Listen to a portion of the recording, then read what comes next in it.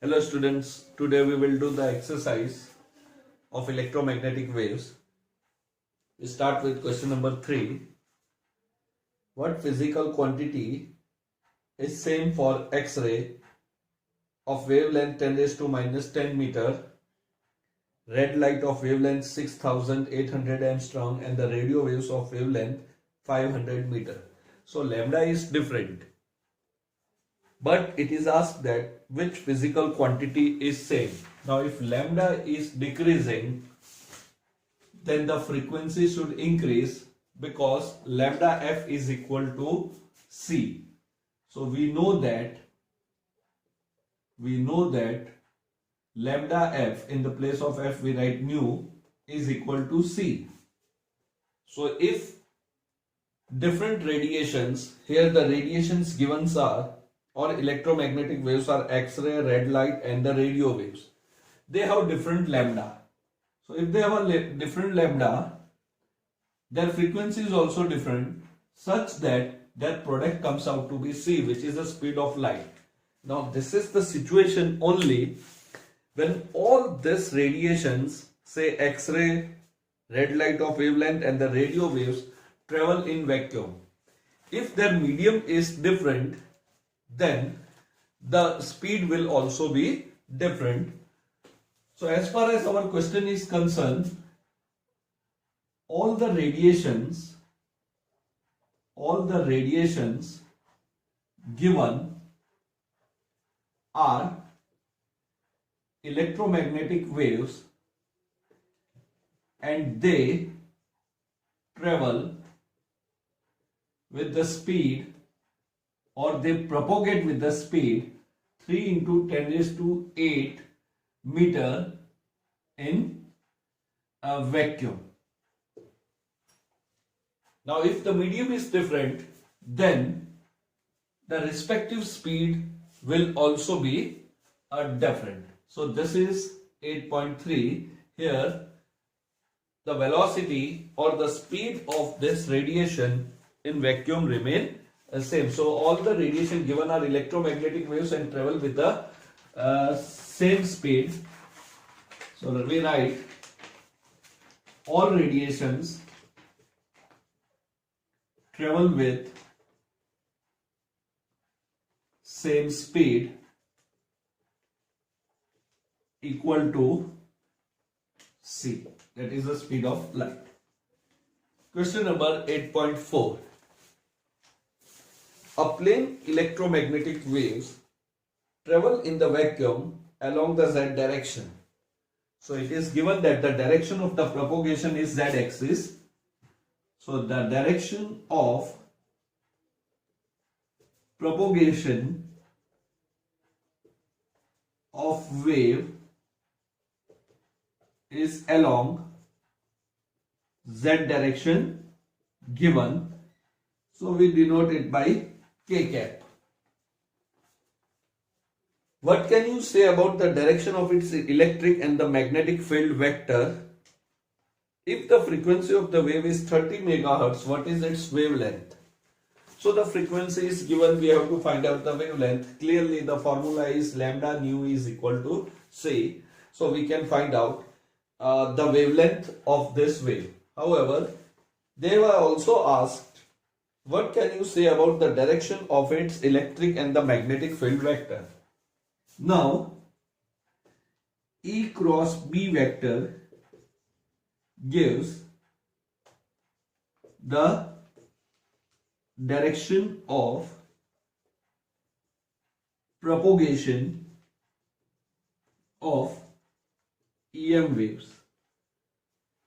So we need an answer k cap. Now you rearrange E cross B. So the easy way is I cross J, that is K.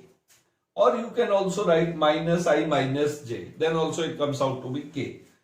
So we take the electric field intensity along the x-axis, the magnetic field intensity along the y-axis, then the direction of the propagation will come out to be about the z direction. So we have assumed this So here electric field is along x-axis, then magnetic field should be perpendicular to electric field,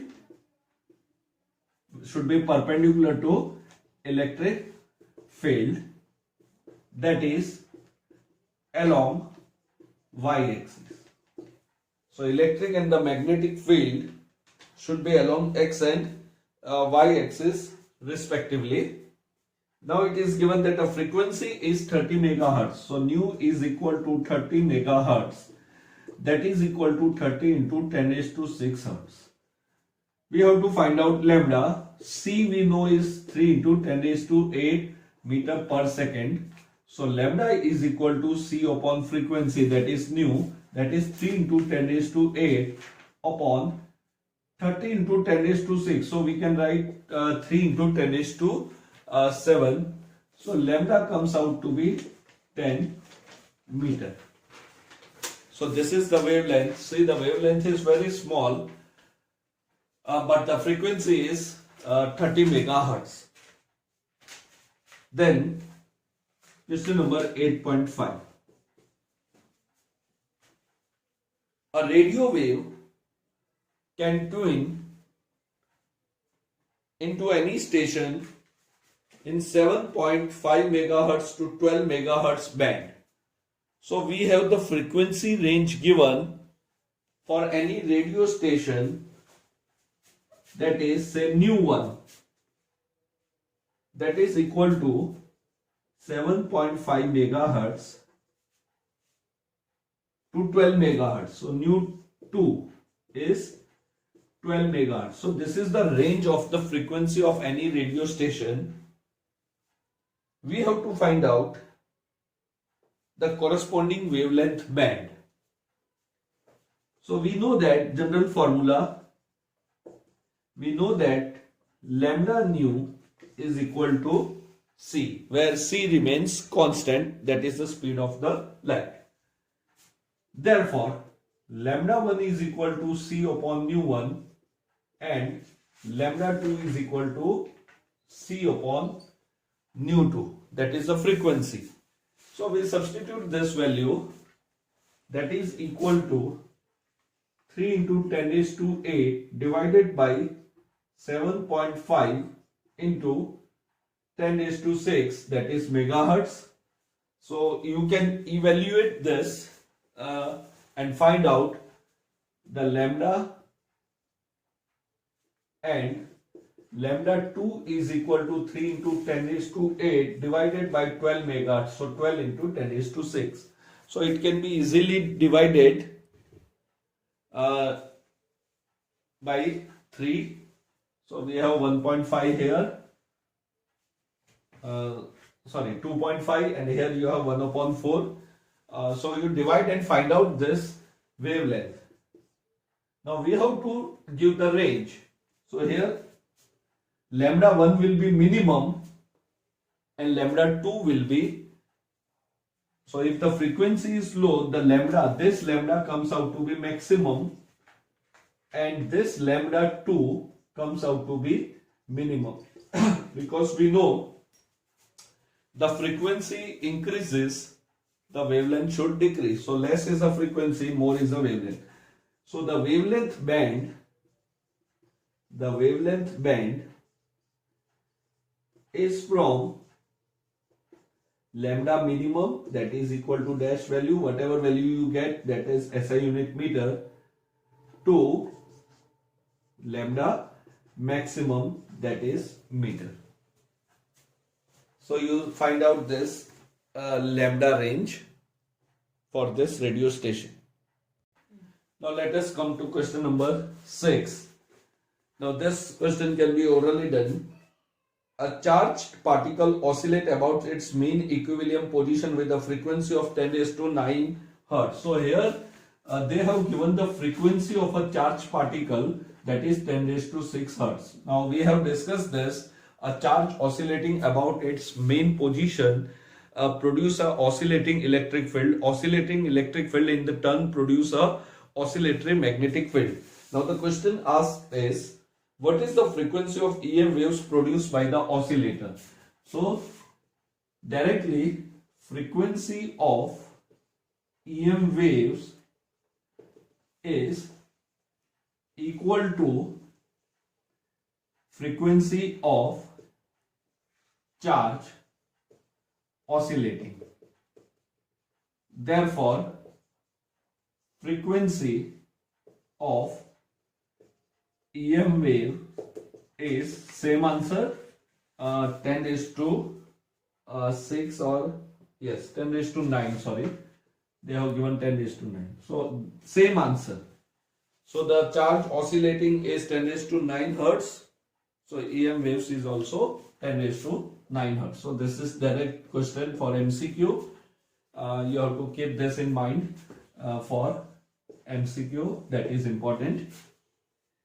8.7. The amplitude of the magnetic field part of the harmonic electromagnetic wave in the vacuum is, again we have a direct formula, B naught is equal to 510 nano Tesla. So nano means 10 raised to minus Tesla. 10 raised to minus 9. What is the amplitude of electric field? Again very simple. Again for MCQ, we know the relation C is equal to E naught upon B naught. This implies E naught is equal to C times B naught. So this is equal to 3 into 10 raised to 8 multiplied by 510 into 10 raised to minus 9. So this comes out to be 3 ones are 3, 15, 1 0 here, and this is equal to 10 raised to minus 1. So it is 153 volt per meter. So E naught is equal to 153 volt per meter. So direct calculation again. Then question number 8.8. Suppose that the electric field amplitude of electromagnetic wave E naught is 120 Newton per Coulomb and its frequency is 50 megahertz. So let us write 15 to 10 is to 6 hertz. Determine, now we have to determine many quantities, B naught, omega, K and lambda, and find the expression for E and B. So we have to find out the expression for E and B, and we have to find out this. First we find out B naught, omega, K and lambda. So B naught is equal to E naught divided by C, that is 120 divided by 3 into 10 raised to 8. So it comes out to be 40 into 10 raised to minus 8 Tesla. So directly we can find out the B with the formula. Then we have omega. So omega is equal to 2 pi f, that is 2 pi nu. So 2 into 3.4 into frequency is 50 into 10 raised to 6. So this much radian per second. Then we have K. If we know the lambda, we can find out K also. But if we don't have a lambda, again the formula is omega by C. Omega is found, so whatever value you get for omega, you divide it by 3 into 10 raised to 8. So it comes out to be radian per meter. Lambda. Again lambda into frequency is equal to C. Therefore lambda is equal to C upon nu. That is 3 into 10 raised to 8 divided by frequency is 50 into 10 raised to 6, that is equal to meter. So this is the direct applications of the formula. Now in the second part, we have to write the expression for E vector and B vector. Now see, we cannot write the expression directly unless and until the direction of the propagation of the wave is not given. Here it is not given in which direction the wave propagates. So in that situation, we assume the wave propagate in along x-axis. So let us assume EM wave propagate along x-axis. Now if EM waves propagate along x-axis, then E vector is along y-axis and B vector is along z-axis, because E cross B will give you the direction of the propagation. Therefore, E of y can be written as E naught sine of, now it is propagating along the x-axis, so we write kx minus omega t. In vector form, you can write E vector is equal to Ey jk. Now Ey E naught, so we know E naught, that is 120 sine k value, whatever value you find out, you put the k value x minus omega value, whatever value is there, minus sign, then we have omega value and t, that is volt per meter. Also Bz is written as B naught sine of kx minus omega t. So in the vector form, V vector is equal to B naught. So B naught is 40 into 10 raised to minus 8 sine. Then you substitute the value of k minus substitute the value of omega t. It will be equal to Tesla. So direction of the propagation of wave is not given. So we assume it to be along the x-axis, and therefore E and B vector should be perpendicular to it. Now let us see question number 10. In a plane electromagnetic waves, the electric field oscillates sinusoidally at a frequency of, so the frequency is given 2 into 10 raised to 10 hertz, and the amplitude of the electric field intensity, that is E naught, is equal to 48 volt per meter. We have a different part for it. What is the wavelength of a wave? What is the wavelength of a wave? Then what is the amplitude of magnitude? So first part, lambda f, that is lambda nu, is equal to c. This implies lambda is equal to c upon nu. So you substitute this value 3 into 10 raised to 8 divided by 2 into 10 raised to 10. So it is 1.5 into 10 raised to minus 2 meter. So directly lambda is equal to 1.5 into 10 raised to minus 2 meter.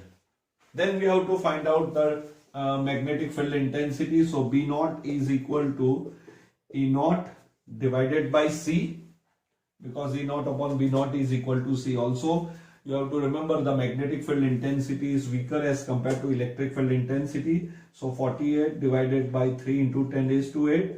So it becomes 3 1 ja 3, 18, 16 into 10 raised to minus 8 Tesla. So that is B naught. Third part is show that the average energy density of E vector field equals to the average energy density of B vector field. So we have to find out the energy density. We have to in the previous lecture we have discussed the energy density in the electromagnetic wave is half of the portion is provided by the electric field intensity and half is provided by the magnetic field intensity. Also the intensity distribution is half-half. So we have to prove that mathematically that the energy density is equal. So we know the energy density related to the electric field intensity was half epsilon naught E square RMS. So electric field intensity half epsilon naught E square RMS, and rho B is equal to half mu naught B square RMS. This is the electric field intensity associated with the electric and the magnetic field. Now we have to prove that both are equal. So we take the ratio. Taking ratio, the ratio should come out to be 1, so that rho E is equal to rho B. So rho E upon rho B is equal to epsilon naught E square RMS divided by, so mu naught goes into numerator, B square E RMS. Now this is very simple. Now C is equal to 1 upon under root epsilon naught mu square, which implies epsilon naught mu naught can be written as 1 upon C square. 1 upon C square. So doing the cross multiplication and squaring. Also, we know that C is equal to ERMS divided by BRMS. So I can replace ERMS with BRMS. So ERMS is equal to C times BRMS. Now substitute this value. Therefore, rho E upon rho B is equal to, in the place of this we write 1 upon C square. In the place of ERMS, we substitute C BRMS, so it becomes square C square B square RMS divided by, we have B square RMS. Again this is cancelled, C square is cancelled. So you are left with rho E is equal upon rho B is equal to 1. So rho E is equal to rho B. It indicates that the energy density, that is energy per unit volume, contribution by the electric and the magnetic field is equal. So energy density is equal, intensity is equal, energy of the electric and magnetic field in the electromagnetic wave is equal, but the electric field and magnetic field is not equal, or the amplitude is not equal, or you can say the intensity is not equal. The magnetic field intensity is weak as compared to the electric field intensity in the electromagnetic wave. Now the last topic is electromagnetic spectrum. You have to refer a table 8.1 on page 283 of our NCERT book. So now the electromagnetic spectrum is radio wave, microwave, infrared, light here means the visible light, ultraviolet, X-ray and gamma rays. We have a different wavelength. I have not written the wavelength of this wave. All these are electromagnetic waves. So they have a range from minimum wavelength to the maximum wavelength. Although it is very difficult to distinguish between their wavelength, so they have a range which is referred as the electromagnetic spectrum. So you have to refer this table, and out of this table or the paragraph given for this, there are some basic information which you have to write for any topic asked in examination. So if they ask you to write a short note on microwave, infrared, ultraviolet, so you refer this table. Or like this, I have taken this example. The first thing is, we know that all the electromagnetic waves travel with the speed of light. So the first thing is, whether they ask you a microwave, infrared, light or X-ray, gamma rays, all are electromagnetic waves. So you start a first line with radio wave is an electromagnetic waves, or microwave is a electromagnetic waves which travel with the speed of light. So this line is common. This line is common. Then the range of wavelength. So that is given in the table or in the individual paragraph also, the range of wavelength. So for radio wave it is 0.1 meter to 600 meter. Similarly, range of frequency. Now if you remember this wavelength, you can easily find out the range of frequency because we know lambda f is equal to c. Then source. What is the source of radio wave? So radio wave is produced, that is the production in the table. The heading is production, that is a source. So radio waves are produced by accelerated charge or the charge oscillating about its mean position. So accelerated charge. Now after the production of EM waves, this EM wave is transmitted in the free space. So you have a detection. So what is a detection? That is a receiver aerial. Aerial here means antenna. So in order to receive the radio waves or the signals from the space, we should have an antenna. So that is how it is detected. Similarly, we have different sources given in the table for different waves. Different detection is given. Some meaning will be understood. Some devices is not known to you how they are detected. You have to remember the name of that device. Like this, here we have an antenna. Now the example of radio wave. So clearly we know it is a radio wave. So for audio purpose, it is used in TV, radio, and the cellular phone. Microwave. So we know microwave is a microwave oven. This is visible light. Similarly, X-ray, you know. Now these are invisibles to us. So this is how you have to prepare a short note on each of this spectrum. So you go through the paragraph or you just refer the table.